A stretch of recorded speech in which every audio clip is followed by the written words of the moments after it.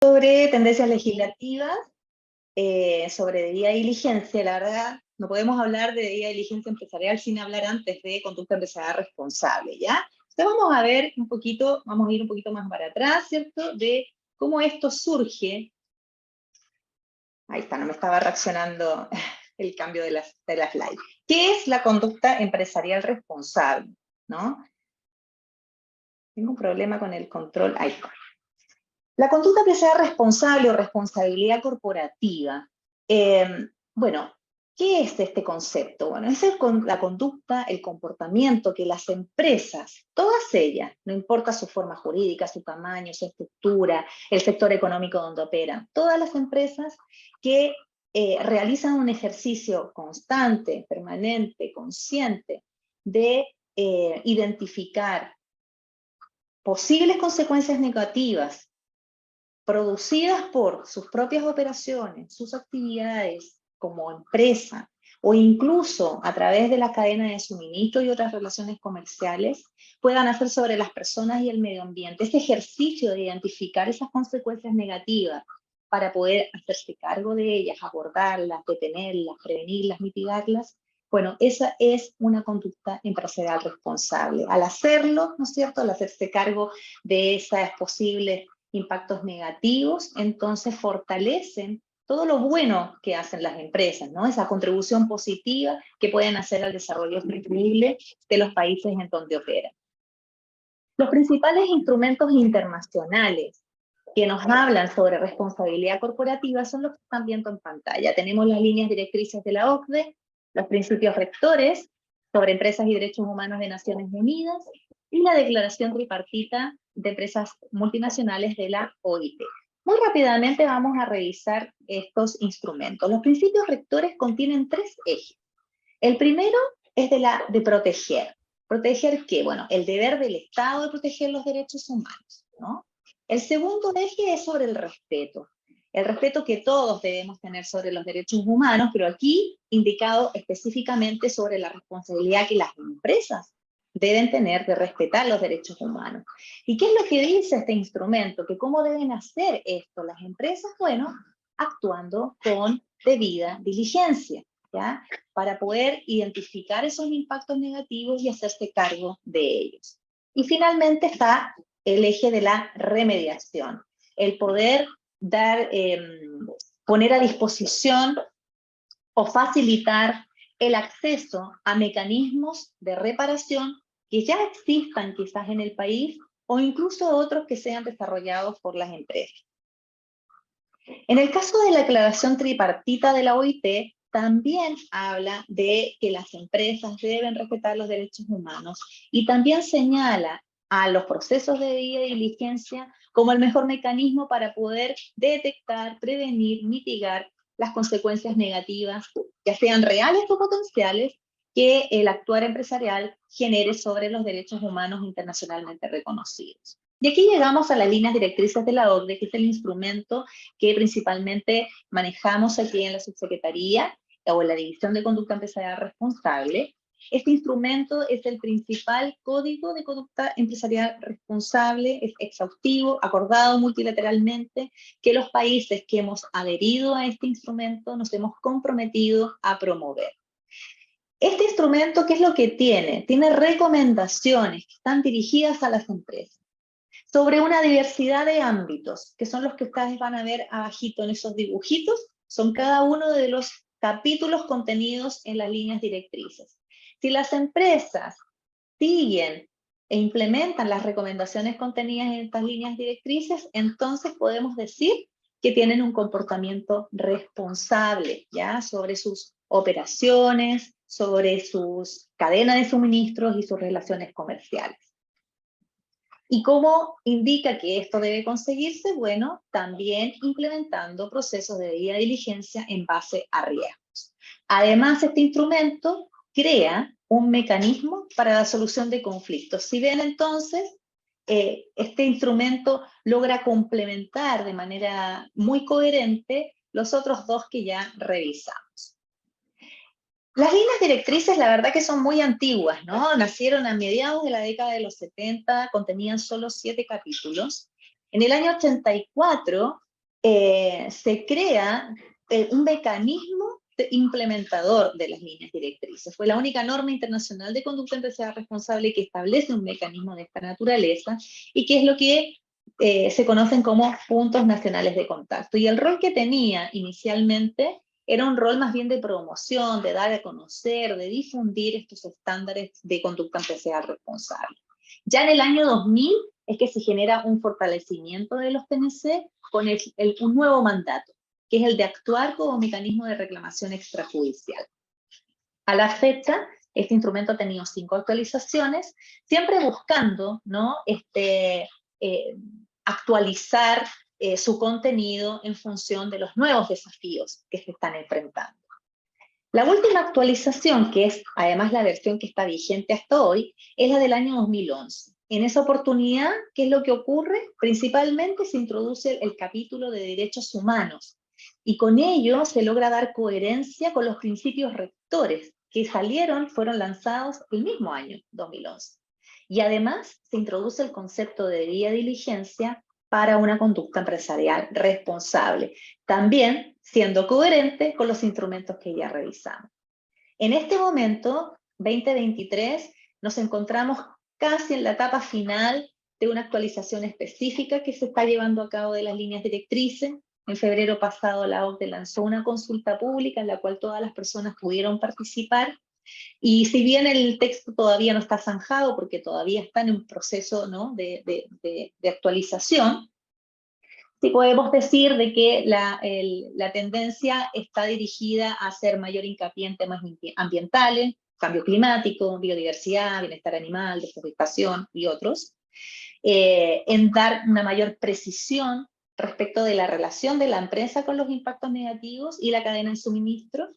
También una actualización sobre el capítulo de ciencia y tecnología, incorporando innovación, y también un fortalecimiento de este mecanismo implementador de las líneas directrices, que son los puntos nacionales de contacto. Se espera, el plan es que a mediados de este año, en la gran reunión ministerial de la OCDE, se pueda lanzar esta nueva versión de las líneas directrices. Vamos a ver, digamos, si es que lo conseguimos. Entonces, bueno, ya ustedes pueden intuir la respuesta de esta pregunta. Entonces, ¿cuál es el mejor mecanismo para asegurar que una empresa tiene una conducta responsable? Bueno, implementar procesos de debida diligencia en base a riesgos. Entonces, ¿qué es este proceso, ¿no? Bueno, este es un proceso continuo, es un proceso vivo, no es algo que se tiene que hacer en un momento en el tiempo y con eso ya estoy bien, digamos, no, tengo que estar constantemente revisándolo. Y debe ser parte este proceso de los sistemas de gestión, de toma de decisiones y de manejo de riesgos de la empresa. ¿Y qué es lo que hace o qué hacemos en este proceso? Bueno, las empresas se identifican, previenen, se hacen cargo de los impactos negativos reales o potenciales. Ojalá todos los impactos que se identificaran solo fueran potenciales, porque eso significa que el daño no ocurrió. Pero bueno, hay que ser realistas, algunos seguramente ya ocurrieron, o tratar de anticiparnos de aquellos que todavía no han ocurrido, ¿no? Y poder generar entonces un plan de acción para poder abordarlos. Ese es un proceso de debida diligencia. A su izquierda van a ver que desagregué, ¿no es cierto?, en los elementos claves de esta gran definición. Vamos a revisar algunas etapas clave del proceso de debida diligencia. Un proceso de debida diligencia en base a riesgos tiene que partir con un compromiso político de la alta dirección. Es sumamente importante. Eso es lo que le va a dar, digamos, la dirección a todo el proceso para que realmente sea un proceso integrado en los sistemas de la empresa, ¿no? Y efectivo. Esto se va a traducir en políticas o compromisos explícitos de parte de la alta dirección sobre estas materias. Y ahí nos podemos encontrar entonces con políticas de derechos humanos, de medio ambiente, abastecimiento responsable, integridad y ética, bueno, y otros que menciono ahí, no siendo exhaustiva esta lista, ¿no? Pueden ser otros los nombres también que se le den a estas políticas o a estos compromisos, pero debe haber un compromiso declarado, explícito y conocido de parte de la alta dirección. Conseguido ello, entonces pasamos a la etapa, ¿no es cierto?, de identificar y evaluar los impactos negativos. Pero lo primero que debemos hacer, porque las cadenas de suministros pueden ser muy complejas, las relaciones comerciales pueden ser abundantes, denso ese mapeo, ¿ya? Y podría entonces dificultar la tarea de la empresa de poder mirar todos los impactos a través de todas esas relaciones comerciales. Entonces, ¿cuál es la recomendación que viene de la OCDE? Priorice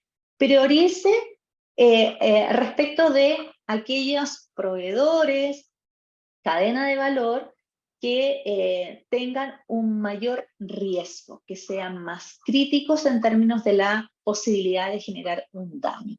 Con esa priorización, entonces, continúo con la identificación del impacto mismo, ¿ya? Impactos que son causados directamente por la empresa, ¿no es cierto?, a través de sus operaciones, de su actividad empresarial, como también a través de las cadenas de suministros y sus relaciones comerciales. Es posible que luego de realizar esa identificación, la empresa no pueda abordar simultáneamente a todas ellas, ¿ya? Entonces, nuevamente aquí, la recomendación es priorizar.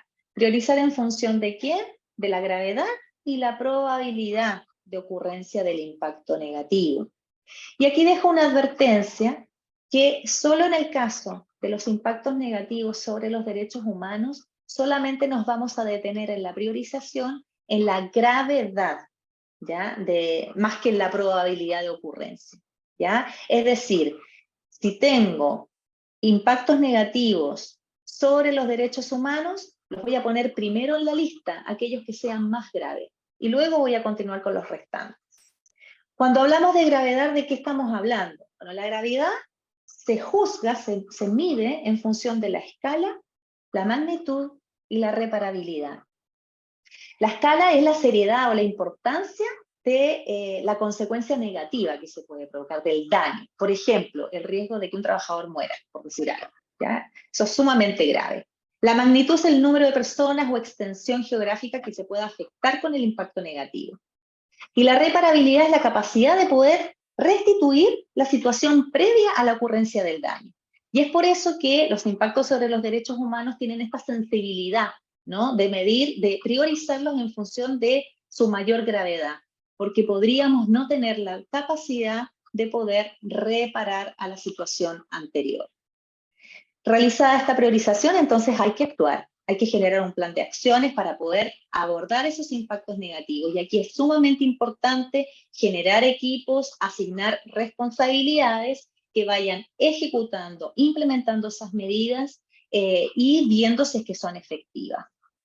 También se debe informar, eso es parte del proceso de debida diligencia, y no solamente al interior de la empresa, se debe informar fuera de ella también, especialmente a los grupos de interés que son afectados por estos impactos negativos. Y como dije, es un proceso vivo, por lo tanto, cuando implemento el plan de acción para abordar los impactos, tengo que volver a mirar si es que esas medidas que se diseñaron están permitiendo lograr el resultado que yo esperaba de detener, prevenir o mitigar el daño. Además, podrían surgir nuevos impactos negativos porque el riesgo es cambiante. Y aquí recomendamos que este proceso de debida diligencia se haga con la participación de partes interesadas relevantes, de grupos de interés críticos, porque siendo ellos los titulares de derecho que pueden verse afectados, son los que mejor pueden decirle a la empresa cuáles son esos impactos negativos que están ocurriendo, que pueden ocurrir y la manera de poder abordarlos. Ya voy terminando. Esta slide pretende dar el mensaje de por qué la empresa tiene que implementar la debida diligencia. Y la verdad que razones son muchas. Por un lado, la empresa sin hacer un proceso de debida diligencia no tiene la capacidad de poder conocer, visibilizar, tomar conciencia de todos los impactos negativos que su actividad puede generar. Es solo a través de un proceso de debida diligencia que lo puede lograr, y por lo tanto va a lograr una mayor concientización del impacto que tiene en la sociedad. Además, ya vimos, hay estándares internacionales que hablan sobre la responsabilidad corporativa y la debida diligencia, por lo tanto, el implementarlo le va a permitir estar a la altura de estos estándares internacionales. Al hacerse cargo de los impactos negativos, entonces va a potenciar, va a aumentar la contribución positiva que hacen en las sociedades, en los países en donde opera.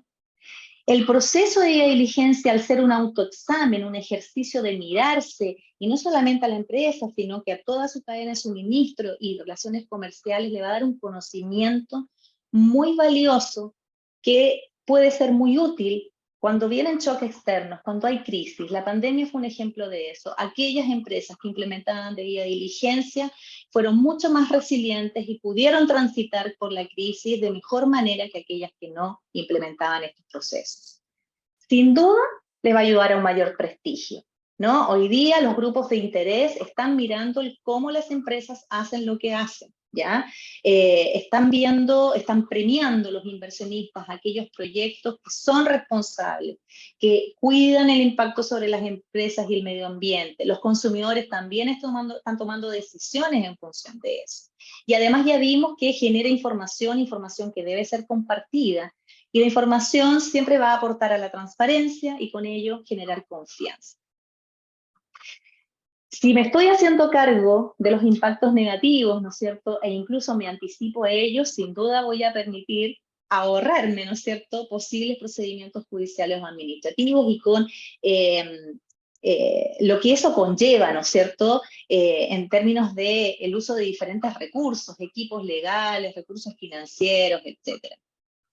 Y finalmente, y sé que Amanda más adelante se va a referir a esto, bueno, a ver, le va a dar mayores oportunidades de negocio. Hoy día hay muchos países que ya comenzaron ya tienen sus propias leyes o normativas regulatorias obligatorias sobre debida diligencia. Hay otros países que están comenzando a reflexionar sobre ello, ¿no? Pensando en avanzar en legislaciones sobre debida diligencia. Por lo tanto, el poder participar de esos mercados de destino o participar en la cadena de valor de empresas de esos mercados de destino le va a asegurar poder participar de ellos, ¿no? Va a ser un distintivo que le va a permitir participar en esos mercados donde existen estas obligaciones.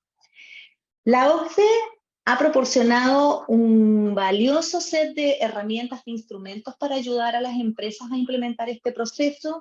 Aquí les muestro varias de ellas. Está la primera, que es la guía de debida diligencia para una contabilidad responsable, que es útil para toda actividad económica, y hay otras que son sectoriales, es una guía muy práctica, de fácil lenguaje, con ejemplos de impactos negativos, con ejemplos de indicadores, con preguntas frecuentes que les pueden ayudar muchísimo entonces a la implementación del proceso. Aquí la tendencia, ya lo mencioné, es hacia la regulación de debida diligencia. Eso ya es el hoy, por lo tanto la recomendación que hacemos es que puedan comenzar a implementar estos procesos cuando todavía no es una obligación en nuestro país, porque nos va a permitir ir avanzando en la implementación del proceso de una manera más gradual, en función de nuestras propias capacidades, recursos, etc. Y con esta slide termino. Quiero mostrarles este mapa. Estos son, cada anillo es un año. En el centro tengo el 2011, voy hasta el 2022, ¿ya? En el centro tengo el lanzamiento de los principios rectores y la última actualización de las líneas directrices. A la derecha estamos viendo una serie de herramientas e instrumentos internacionales sobre responsabilidad corporativa. Abajo, en los bullets amarillos, estamos viendo los planes de acción nacional sobre empresas y derechos humanos que distintos países han implementado.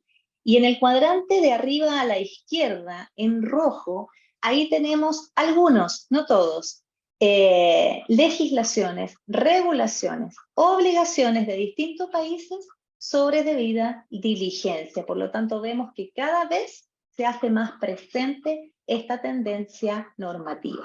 Y con esto termino. Agradezco muchísimo la oportunidad de presentar. Muchas gracias, Vanessa, por tu completísima presentación.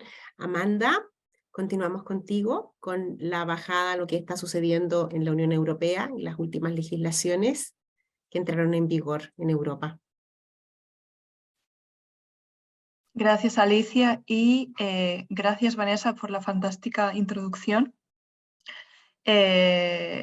Comentar que para nosotros, bueno, seguimos las directrices de la OECD como foco de inspiración para nuestras recomendaciones, así que es muy interesante escuchar más sobre el proceso, aprender y prestar atención a los mensajes clave. Me gustaría comenzar por haciendo un poco eco de lo que estaba comentando Vanessa y ligarlo a lo que está sucediendo en Europa. Los principios rectores y los acuerdos internacionales sobre debida diligencia que han sido presentados, digamos que han cristalizado en un clima político, legislativo sobre diligencia debida en distintos países de Europa, y es por esto por lo que la Comisión Europea decidió publicar una nueva, una propuesta de directiva sobre debida diligencia para intentar unificar, digamos, o armonizar las distintas iniciativas de diligencia debida que estaban surgiendo en distintos países de la Unión Europea, y así evitar que el mercado europeo se fragmente, ¿no? O sea, hay muchas empresas que operan en distintos países y pues al final el hecho de que existan 5, 10, 20 maneras distintas de aplicar diligencia debida puede llevar a una ineficiencia, ¿no? de recursos y otro tipo de barreras, ¿no? Entonces, bueno, digamos que el objetivo detrás de esta armonización, de esta directiva, es precisamente evitar que el mercado se fragmente y facilitar la práctica de diligencia debida de manera uniforme. Así que la debida diligencia, la propuesta de la Comisión está ampliamente ligada y basada en los estándares internacionales, sigue más o menos los mismos pasos que Vanessa estaba comentando, y al mismo tiempo también forma parte de un ecosistema político, y creo que esto también es importante para comprender de dónde viene la diligencia debida, ¿no? No es un elemento aislado del entorno legislativo, sino que actúa en conjunción con otro tipo de prioridades legislativas que he incluido aquí en la diapositiva. Por supuesto, el objetivo en términos generales de la diligencia debida es mejorar las prácticas de las empresas y darles las herramientas para que puedan mejorar de manera progresiva, pero esto también está estrechamente ligado a, por ejemplo, legislación sobre informes de sostenibilidad. Se aprobó hace poco una directiva en la Unión Europea sobre informes de sostenibilidad, cuyo objetivo es que las empresas tengan el margen para poder publicar sobre los esfuerzos, sobre sus esfuerzos para identificar, mitigar y prevenir los riesgos medioambientales y sociales, y también publicar información sobre sus esfuerzos y la implementación de su sistema de diligencia debida. Así que está estrechamente ligado, y también ambas prioridades están ligadas a la inversión sostenible, porque al final lo que la Unión Europea pretende es que aumente el flujo, digamos, de finanza sostenible, de inversión sostenible, y que los inversores tengan la información necesaria para tomar decisiones sobre qué productos financieros se pueden considerar verdes o no. Y después tendríamos la parte de legislación de mercado, que ahora explicaré por qué pongo de mercado. Esto es normalmente legislación que intenta, digamos, paliar o solventar riesgos medioambientales y sociales muy concretos, como por ejemplo podría ser el trabajo forzoso, o podría ser sustancias químicas, reciclaje, etc. Más o menos justo, te ayude con algo, avísame luego. Eso. Me disculpáis, pero creo que hay alguien que no ha puesto mute en su micrófono. Gracias. Y este tipo de legislación suele ser legislación de mercado. Básicamente quiere decir que si siempre utilizo el ejemplo de manzanas, no sé por qué todos nos entendemos con las manzanas. Si quiero importar manzanas en el mercado europeo o exportar, mi producto tendría que cumplir con ciertos requerimientos, ¿no? Por eso lo llamamos legislación de mercado. Muy rápidamente, ¿dónde nos encontramos? Y pasando a la debida diligencia, a la directiva que la Unión Europea ha propuesto, nos encontramos en un punto crítico donde el Parlamento Europeo está a punto, más o menos, de tomar su posición general. ¿Esto qué quiere decir? Normalmente, cómo funciona es que la Comisión Europea publica una propuesta de ley y después tendríamos al Parlamento Europeo y al Consejo que negocian esa proposición de ley y finalmente se llega a un acuerdo. Y una vez se llega a ese acuerdo entre la Comisión y los otros dos organismos, entonces la legislación entra en vigor. Entonces, el Consejo ya adoptó su posición el año pasado y ahora mismo el Parlamento está ahí, está a punto de hacerlo. Calculamos más o menos que el Parlamento podría obtener su posición, llegar a aceptar su posición sobre el 31 de mayo de este año. Sin embargo, esto depende un poco del proceso porque hay ciertos puntos de presión que no están resueltos. Quizás pueda comentar esto después. Y una vez el Parlamento adopte su posición, entonces pasaríamos a las negociaciones interinstitucionales, ¿no? Entre la Comisión, el Parlamento y el Consejo. Lo que es importante mencionar aquí es que no sabemos exactamente cuándo se va a aprobar el texto final de la legislación. Depende de las negociaciones y de cuándo el Parlamento adopte su posición. Sin embargo, todavía hay margen para que se llegue a un acuerdo, se adopte el texto a final del 2023. Un plazo corto, pero todavía podría ser. Una vez se adopte el texto, si es a finales de 2023, entonces vemos que la legislación propone un periodo de 2 años para que las empresas y las autoridades competentes que tienen que implementar esta legislación puedan prepararse. Entonces estaríamos mirando a, digamos, finales de 2025. De nuevo, esto lo tendremos que confirmar dependiendo de cómo funcione el proceso.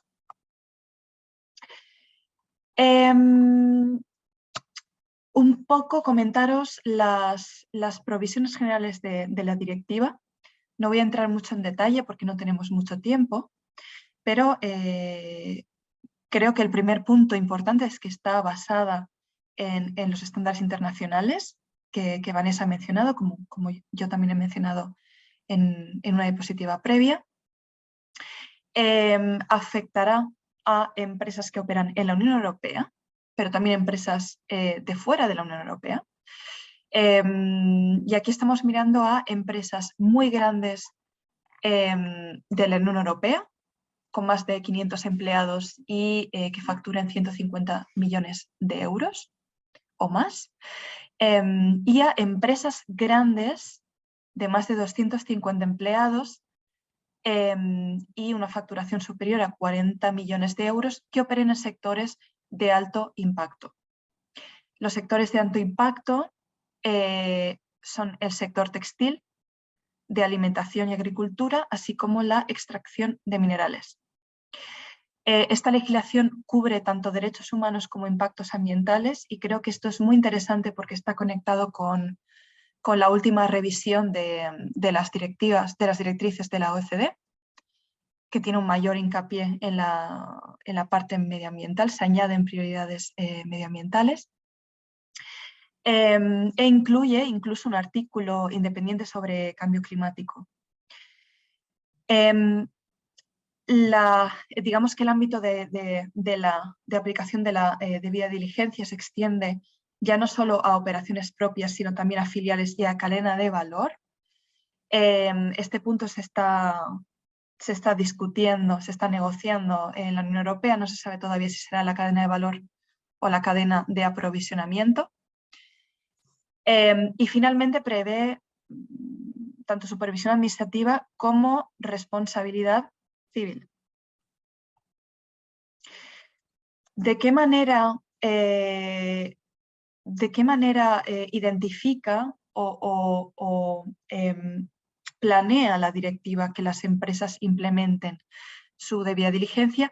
Bueno, pues otro punto interesante a destacar es que está de nuevo ligado a las directrices de la OECD y más o menos las obligaciones para las empresas o los pasos que establece la legislación están alineados con los 6 pasos de las directrices. De nuevo, no voy a entrar mucho en detalle, pero hablamos de integrar la debida diligencia en las estrategias, en la política de la empresa, determinar los efectos negativos reales o potenciales, qué está pasando, qué podría pasar, identificar riesgos, prevenir o mitigar esos posibles efectos negativos o poner fin a los que están ya ocurriendo, establecer y mantener un procedimiento de reclamación, supervisar la eficacia de la estrategia y las medidas de debida diligencia. Como comentaba Vanessa, la debida diligencia es un proceso vivo que está en constante cambio y se debe adaptar a los nuevos retos que aparecen y a las expectativas de los grupos de interés, ¿no? Entonces, pues el ejercicio de revisar y adaptar el proceso de debida diligencia es importante. Y finalmente, comunicar internamente, pero también públicamente, sobre los esfuerzos que se están dando.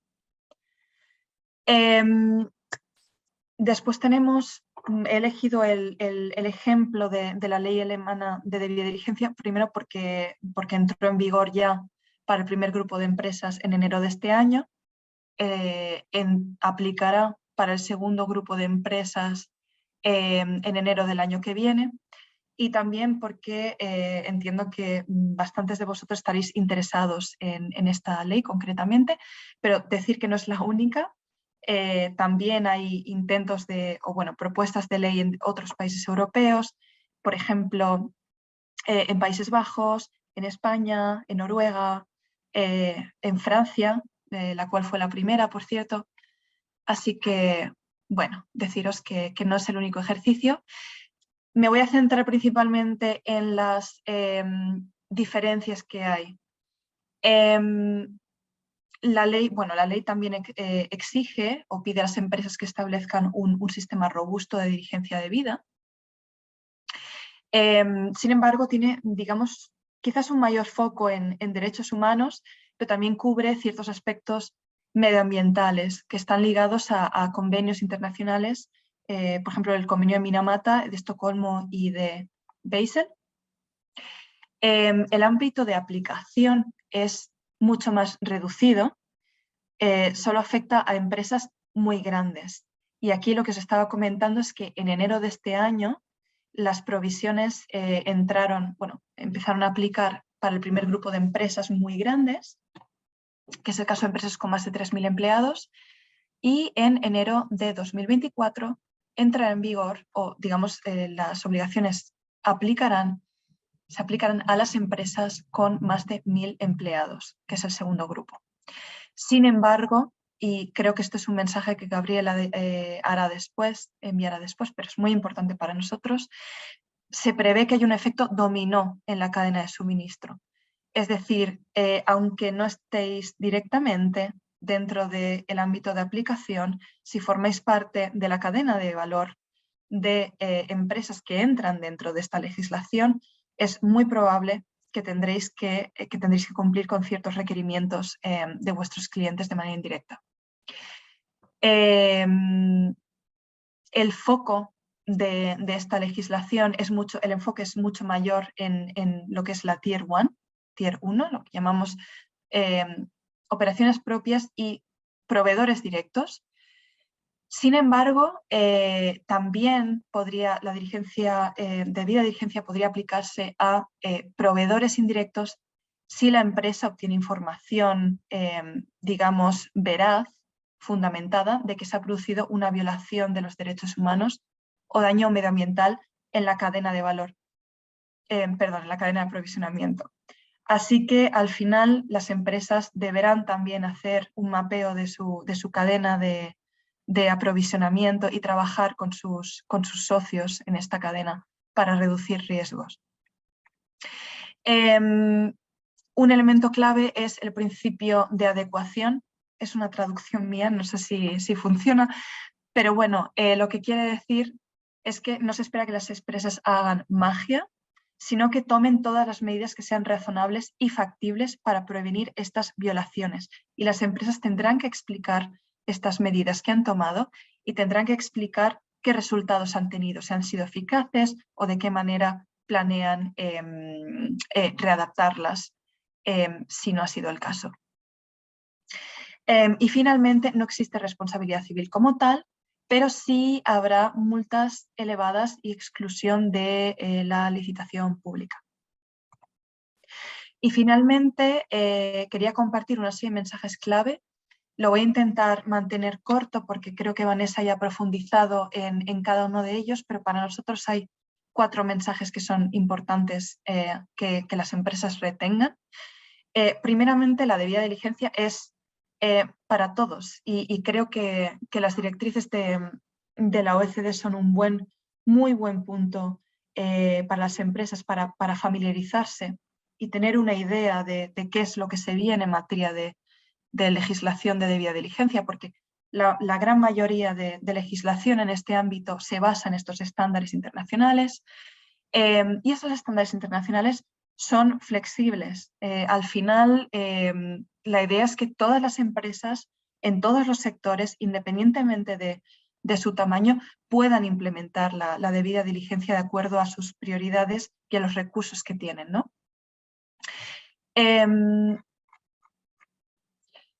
No esperéis a que os toque, el momento es de verdad ahora. Ahora que acaba de entrar en vigor la ley alemana, ahora que estamos entrando en las últimas fases de la directiva sobre debida diligencia en la Unión Europea, es cuando podéis implementar vuestro sistema de diligencia debida, testarlo, hacer prueba y error, empezar a sensibilizar a distintos departamentos y a los altos cargos de la empresa. Es ahora cuando podéis anteponeros a la legislación y ganar ventaja competitiva. Como Vanessa decía, bueno, la debida diligencia no es solo un ejercicio normativo, sino que es una clara oportunidad para las empresas, ¿no? Para ganar ventaja competitiva y mayor resiliencia. No solo una cuestión de cumplimiento, sino comercial. Es un ejercicio que, bueno, esto ya ha sido comentado, pero permite anticipar nueva legislación y responder a las necesidades de los grupos de interés, como por ejemplo inversores, como por ejemplo ONGs o la sociedad, que están, de hecho, detrás de estos estándares internacionales y que al final son la razón, digamos, la fuerza que está moviendo el surgimiento de estos estándares y la adaptación de los estándares y de la legislación. Y finalmente, nosotros de verdad abogamos muchísimo por la colaboración. La colaboración es clave, no solo a nivel interno, y creo que Gabriela profundizará más en esto, sino también a nivel externo, en términos de trazabilidad e identificación de riesgos en la cadena de valor, de establecer confianza y una buena comunicación con vuestros socios en la cadena de valor, que os facilite responder a riesgos sociales y medioambientales de manera conjunta y eficiente, y también para poder sensibilizar a vuestros socios y capacitarlos sobre cómo implementar la debida diligencia. Comiencen a colaborar con sus clientes y proveedores, comiencen a crear conciencia y comiencen a trabajar conjuntamente y a posicionarse, anteponerse a ganar esa ventaja competitiva. Y me paro aquí. Tengo muchas ganas de escuchar la presentación siguiente. Muchas gracias por la oportunidad. Muchas Muchas gracias. gracias. Muchas gracias, Amanda, y bueno, muchas gracias, Vanessa, realmente interesantísimas sus presentaciones, brindándonos, Vanessa, primero una estructura general de la debida diligencia con las directrices de la OCDE, y luego Amanda complementando con la legislación alemana de la debida diligencia, que ya está en vigencia, y este proyecto legislativo de la Unión Europea, que sin dudas por el protagonismo y la relevancia de la Unión Europea como bloque económico, tiene un impacto transnacional con su proyecto legislativo, que como vemos está avanzando y rápidamente, así como también en otros países, y por lo tanto sin dudas que es importante destacar que es una oportunidad, además de ser una obligación en el corto plazo para las exportaciones, tanto desde Chile como desde otros países hacia la Unión Europea. Vamos a dar paso ahora entonces al panel de preguntas.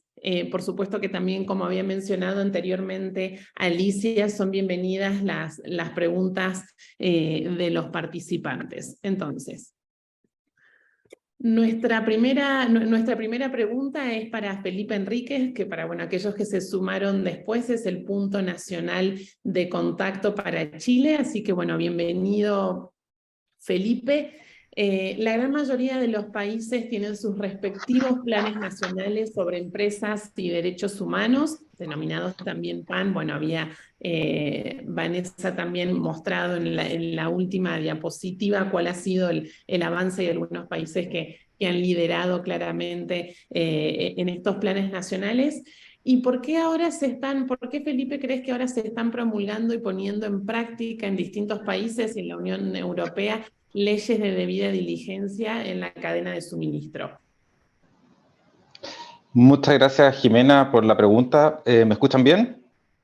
Sí. Perfecto. Quisiera comenzar, como es la primera vez que intervengo durante esta actividad, comenzar agradeciendo a Amfori y Acción Empresa por la invitación a mí y a Vanessa, a nosotros como representantes del PNC chileno.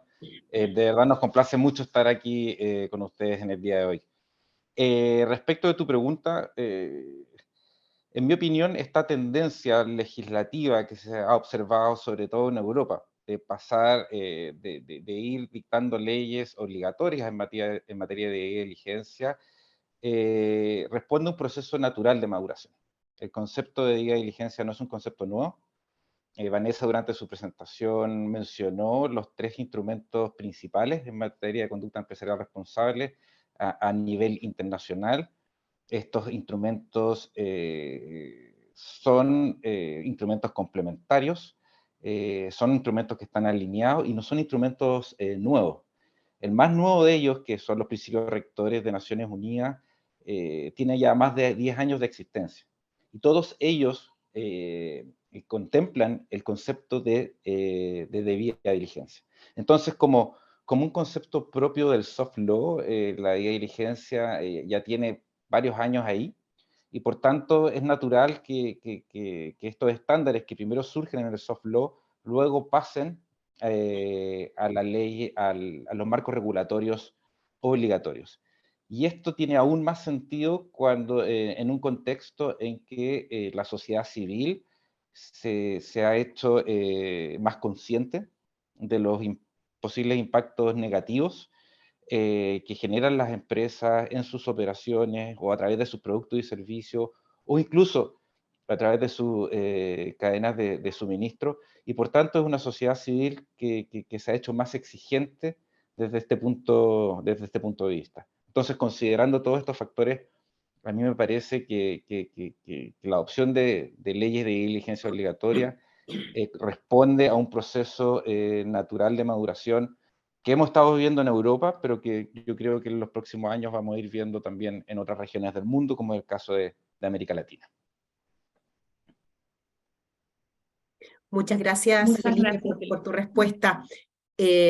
Ahora también vamos a hacer la siguiente pregunta a Gabriela Gutiérrez, también para aquellos que se conectaron un poco más tarde, solamente introducirles y contarles que Gabriela, ella es chilena, pero está actualmente, ella es Global Senior Ethics and Compliance Manager en JustEatTakeaway.com, una empresa multinacional con presencia en muchísimos países del mundo, desde Estados Unidos, Australia, hacia Europa, etc. No están sí aquí en América Latina.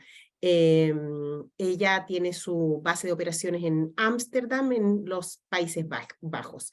Y Gabriela, queríamos preguntarte a ti, en tu experiencia anterior, las otras empresas en las que has trabajado acá en Chile y acá también en Holanda, en esta multinacional, ¿cómo ustedes en la empresa involucran a la cadena de suministro en el proceso de debida diligencia que desarrollan en la empresa? ¿Cómo lo hacen? Bueno, primero, gracias Alicia por la pregunta, pero también quería, igual como Felipe, hacer primero un agradecimiento tanto a Acción Empresas como a Ampori por la invitación. Este es un tema que está absolutamente, yo diría, en la mesa de discusión en Europa, tal como ya lo mencionó Vanessa, como lo mencionó Amanda. Hay una avalancha normativa impresionante, especialmente post pandemia, diría yo, que de alguna manera hace que las empresas también vayan de forma ágil incorporando estos temas, pero además de manera real dentro de las mismas. Y ahí es donde yo creo que está la clave. Cómo incorporamos a la cadena de suministro es abriendo la conversación. O sea, primero es abriendo la conversación, siempre y cuando además la compañía tenga un plan de implementación. Y este plan de implementación es relevante que además esté realizado, diseñado en concordancia con el tamaño de la organización y los riesgos de la misma. Al hacerlo de esa forma, yo puedo identificar ciertas zonas en donde efectivamente se generan más riesgos para la organización, y entonces yo puedo establecer o entablar una conversación con mis contrapartes dentro de esta cadena de suministro. Esa es una forma en que de alguna manera no solamente ponemos el foco en el por qué esto es importante, sino también lo que vamos haciendo, y esto es, diría yo, también llamémoslo así como la belleza subyacente del proceso, que es comunicar y de alguna manera compartir las expectativas de negocios responsables desde el más grande al más pequeño. Pero para poder hacer eso, tenemos que hacerlo básicamente basado en riesgo, porque no lo podemos hacer con todo. Entonces una manera de hacerlo es, una vez que se identifican tus contrapartes más riesgosas, tú los invitas a tener una conversación en las cuales de alguna forma lo que haces es, por un lado, comprender dónde están los riesgos y qué están haciendo ellos frente a los mismos, y también tú comunicar como organización por qué estos temas son relevantes. Ya lo hemos visto en las presentaciones anteriores. De alguna manera, no solamente es el cumplimiento normativo per se, sino también esto trae consigo otras oportunidades y otros beneficios. Y abrir esa conversación es clave, y es una forma en que lo hemos abordado, no solamente en la organización donde actualmente estoy, también lo he visto en oportunidades o en experiencias pasadas, en donde efectivamente se da un espacio nutritivo en el cual esta conversación lo que hace es que genera un efecto cascada en la cadena de suministro. Me parece que esa es una forma interesante de abordarlo, al menos. Muchas gracias, Gabriela. Sí, sin dudas que este nuevo concepto de introducción de riesgos, que a priori yo creo que muchas empresas, y bueno, es un camino que debe hacerse, que son ajenos. O sea, yo me he encontrado con la pregunta de, ¿pero cómo voy a ser yo responsable de lo que hace el proveedor si es la empresa del proveedor y no es la mía? Y creo que es muy importante derribar este concepto de que mi responsabilidad es solamente puertas hacia adentro del alambrado, de la tranquera, como decimos, y como, bueno, nuestra responsabilidad termina en nuestro predio, y creo que, bueno, sin dudas el primer concepto a instalar es que tenemos una corresponsabilidad en las decisiones de compra, y por lo tanto somos corresponsables de las acciones de nuestros proveedores, no solo por la calidad, porque creo que esto en las empresas y sobre todo en aquellas de manufactura se instaló desde el punto, desde la concepción de calidad, desde un ISO 9000 de, bueno, voy a ir a auditar mi proveedor porque quiero asegurarme que el insumo que voy a emplear en mi fábrica cumple con mis expectativas de calidad, sino que a través de la debida diligencia de derechos humanos y de medio ambiente, este concepto se extiende también a los derechos humanos y a la protección del medio ambiente. Soy corresponsable no solo de la calidad de mi insumo, que creo que esto se instaló hace 20 años, sino también de estas condiciones y este es el gran desafío. Pasamos entonces, tenemos una pregunta. Muchas gracias, Gabriela, también para Amanda. Y acá es, Amanda, ¿qué empresas se ven afectadas por la ley alemana de debida diligencia en la cadena de suministro? ¿Y cuáles son las consecuencias para las empresas que suministran a las grandes empresas afectadas por la nueva ley alemana, como por ejemplo para los exportadores chilenos? Gracias, Jimena. Y bueno, lo mantendré simple. Yo creo que hay 3 maneras en las que nuestras empresas, bueno, nuestros compañeros de Chile pueden ser afectados. La primera es si caen dentro del ámbito de aplicación, si siguen cierto volumen, tienen cierto volumen de negocios en Europa, ¿no? El segundo es si forman parte de la cadena de aprovisionamiento de empresas que estén dentro de este ámbito, como bien viene la pregunta. Y lo tercero es, que no es directamente responder a la pregunta, pero me pareció interesante. Felipe ha mencionado que es muy probable, bueno, que la debida diligencia no es un concepto nuevo y que es muy probable que se vayan dando, ¿no? Un mayor número de legislación a nivel nacional, quizás incluyendo Chile, entonces que acaben siendo afectadas a través de legislación nacional. Centrándonos en la cadena de valor y en el efecto dominó, cascada que Gabriela estaba mencionando, a efectos prácticos yo creo que esto se puede traducir en elementos como prácticas, cláusulas contractuales en la cadena de valor o de aprovisionamiento, como por ejemplo la no utilización de trabajo forzado o forzoso, de mano de obra infantil, bueno, y otros tipos de cláusulas asociadas a riesgos sociales y medioambientales. También se pueden ver afectados pues, por un mayor control y seguimiento a través de requisitos de supervisión, y también pues, se esperará, ¿no? de ellas, habrá una expectativa por parte de sus clientes para que establezcan mecanismos de reclamación a nivel operativo.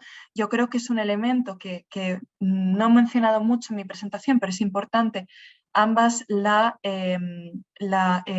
directiva de debida diligencia y la ley alemana prevén el establecimiento de este sistema. Y esto está en línea con que las empresas ganen mayor protagonismo, tomen responsabilidad sobre los impactos que tienen y puedan no solo mitigarlos, sino revertirlos, ¿no? Y estar en contacto, digamos que las víctimas puedan ponerse en contacto con las empresas y se pueda dialogar ahí. Dicho esto, nosotros, no sé si se ha comentado antes, pero nosotros surgimos, o sea, somos una iniciativa de responsabilidad empresarial corporativa. Nosotros surgimos, bueno, llevamos muchos años trabajando, pero digamos que fue un grupo de empresas alemanas las que creó Amfori, y después en 2003 nuestras empresas alemanas, la mayoría en el sector textil, se dieron cuenta de, bueno, pues de que las expectativas en el mercado estaban cambiando, de que había una necesidad para desarrollar herramientas que agrupasen a las empresas y pudiesen ejercer la debida diligencia de manera eficiente, mapear a sus proveedores en la cadena de valor y trabajar con ellos, ¿no? Gabriela estaba hablando del trabajo conjunto, Jimena ha mencionado la corresponsabilidad, y creo que son conceptos, y aquí me pararé, creo que son conceptos súper importantes que nosotros creemos que, y lo que intentamos promover con nuestros miembros es que vayan más allá de las cláusulas contractuales. La debida diligencia va más allá y es la única manera de garantizar la sostenibilidad en la cadena de valor y de reducir riesgos, trabajar de manera conjunta con los distintos partners. Y bueno, no profundizaré aquí, pero nosotros tenemos también distintas herramientas para identificar riesgos y para sensibilizar a estos partners y hacer capacity building en cada paso de la diligencia debida.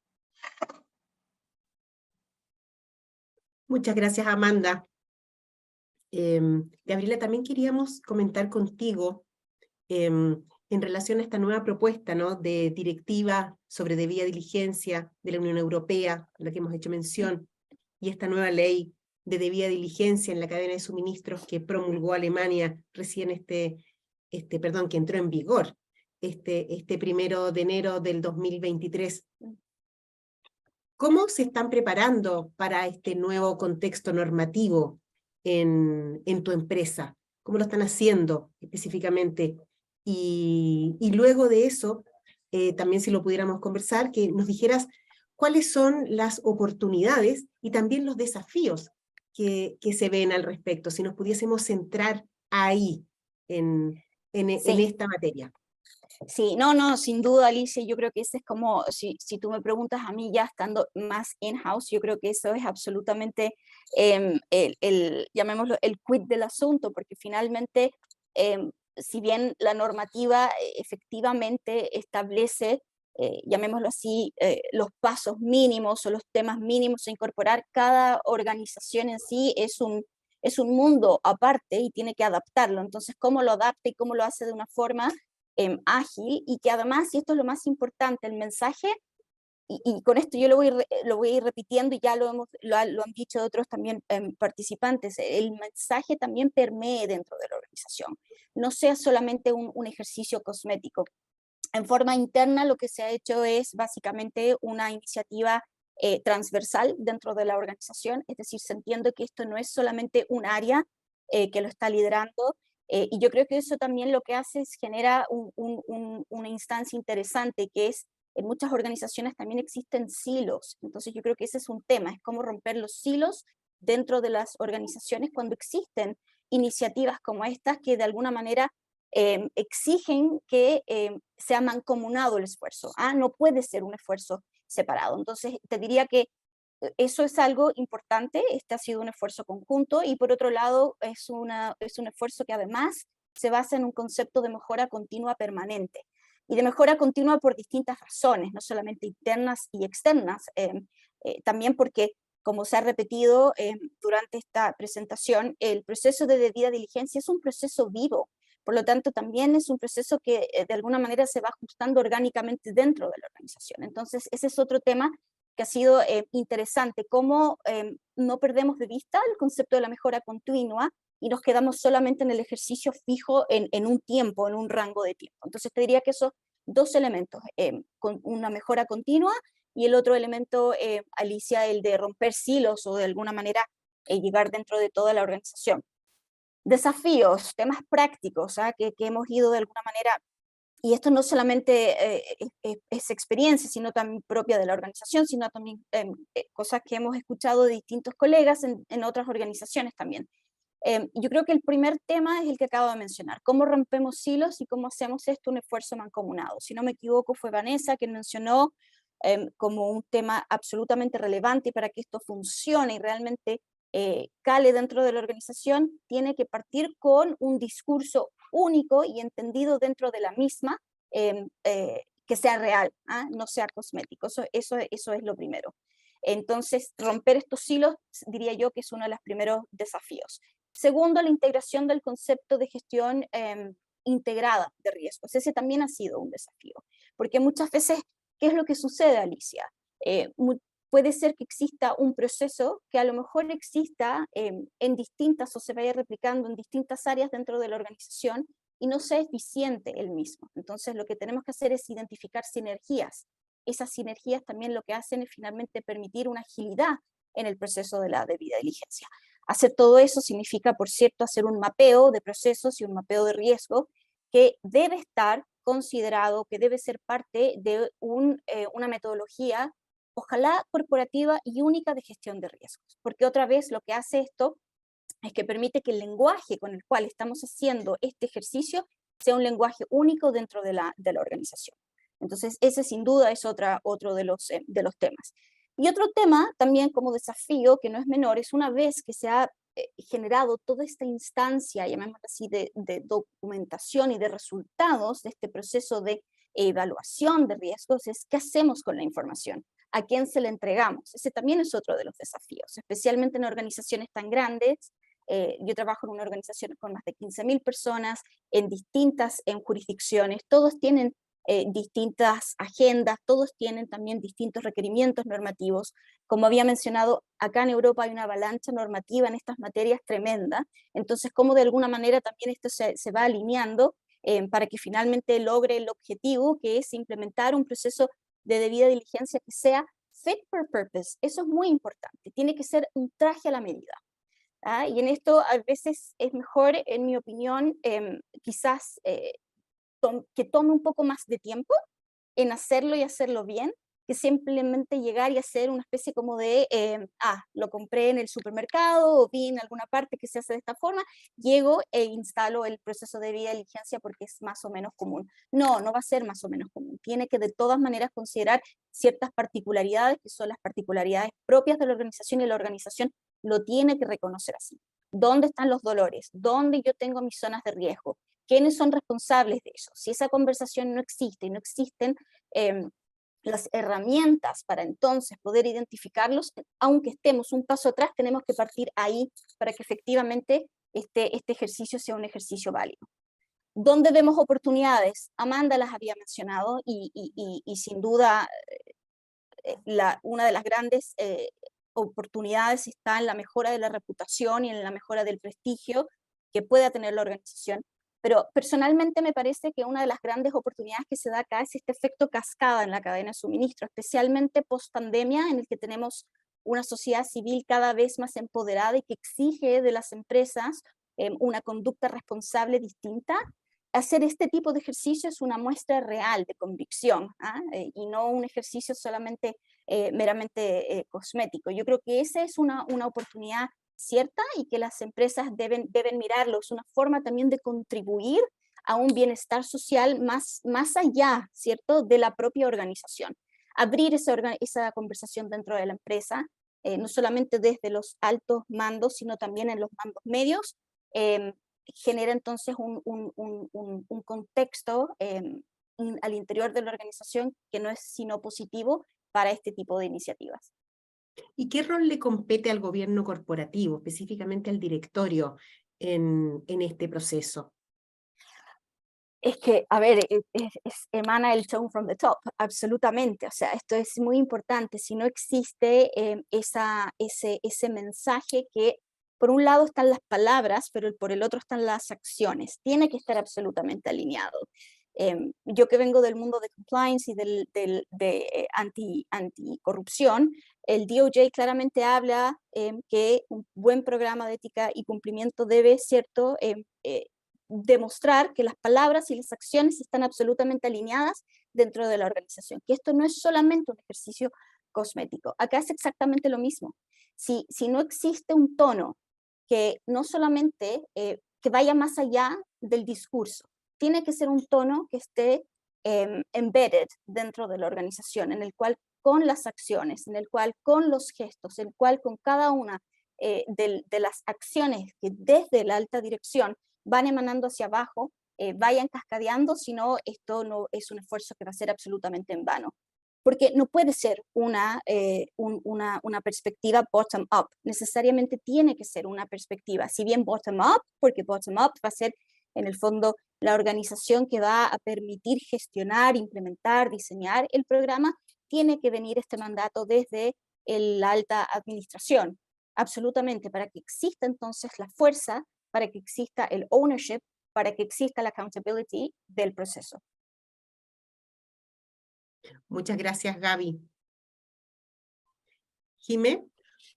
Muchas gracias, realmente muy interesante. Creo que este también es un gran desafío porque bueno, muchas veces estos requerimientos suelen venir a través de las áreas comerciales, y justamente es un desafío a abordar para poder lograr hacer una implementación efectiva y no solamente tener algo para cumplir con el cliente, porque realmente la debida diligencia es una herramienta mucho más poderosa que cumplir con el requerimiento de un cliente. Y finalmente, Felipe, una última pregunta para vos. En este escenario burbujeante, no solo en la Unión Europea, sino también en otros países, como habíamos visto, ¿cómo ves el escenario en Chile para una legislación de debida diligencia en la cadena de suministros propia o nacional? Muchas gracias, Jimena, por la pregunta, y si me permites, un minuto antes, quiero aprovechar también de responder una pregunta de Iván Montes, que hizo por el chat, respecto a si las empresas públicas tienen un efecto mandatorio en las directrices de la OCDE en los países miembros. Bueno, primero, gracias, Iván, por la pregunta. Una aclaración. Las líneas directrices no contienen obligaciones para las empresas. Son recomendaciones de los gobiernos a las empresas. Por tanto, su cumplimiento es de carácter voluntario. Pero habiendo dicho esto, la definición de empresa multinacional, porque las recomendaciones aplican a las empresas multinacionales, es una definición amplia, ¿ya? Y esa definición incluye las empresas privadas, las empresas públicas y las empresas de carácter mixto. Está expresamente esto señalado en el capítulo 1, párrafo 4 de las líneas directrices, por si quisieras revisarlo, Iván. Eso. Ahora, yendo a tu pregunta respecto a la situación en Chile. Yo estoy convencido de que la situación en Chile está lo suficiente madura para comenzar o echar a andar un paso previo a la presentación de un proyecto de ley. Y este paso previo es comenzar un diálogo entre todos los actores relevantes, principalmente entre el gobierno y el sector privado, para comenzar a conversar sobre la posibilidad de una futura ley de debida diligencia obligatoria. Tuve la oportunidad de participar en una actividad organizada por la Embajada de Noruega en Chile la semana pasada. Ahí habían distintos representantes del sector privado.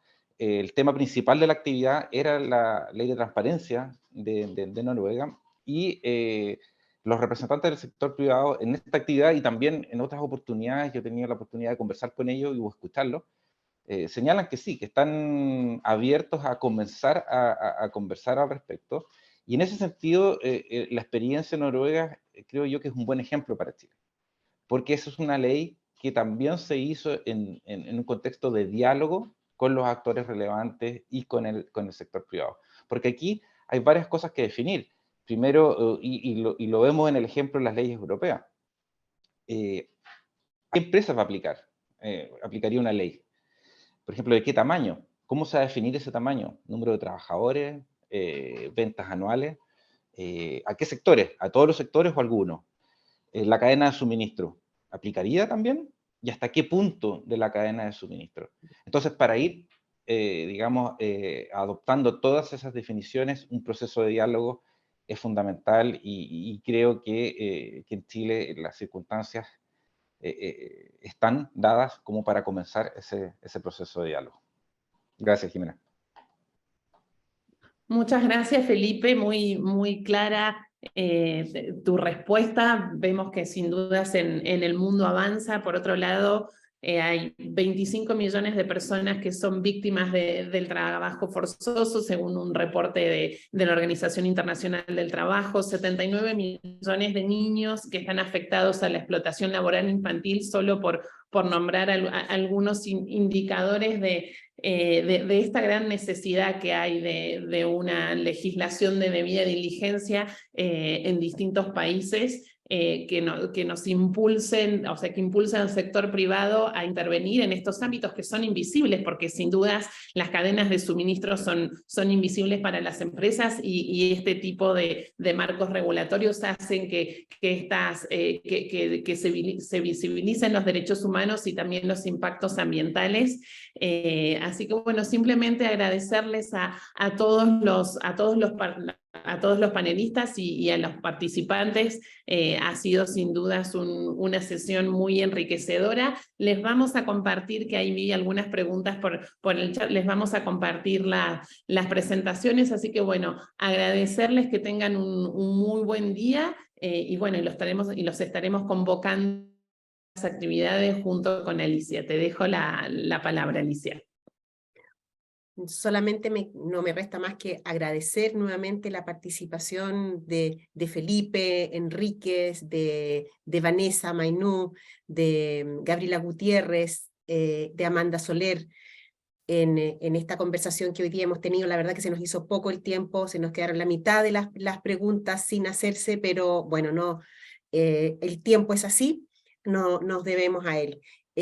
Agradecerles a todos también su asistencia, su compañía. Esperamos les haya sido de alta utilidad las materias acá que hemos tanto expuesto como lo que hemos podido conversar. Si tienen mayores dudas, no duden también en escribirme directamente a mi correo, ustedes lo tienen, y estaremos prontos a darles respuesta. Entre hoy y mañana les vamos a estar haciendo llegar el cierre de la actividad, en la cual van incluidas tanto las presentaciones como también la grabación del video. Así que ahí, por si tienen alguna parte que les gustaría poder volver a revisar. Ha sido un gusto tenerlos acá y nos vemos el próximo mes en una nueva actividad de nuestra línea de aprovisionamiento responsable. Ha sido un gusto tenerlos a todos acá.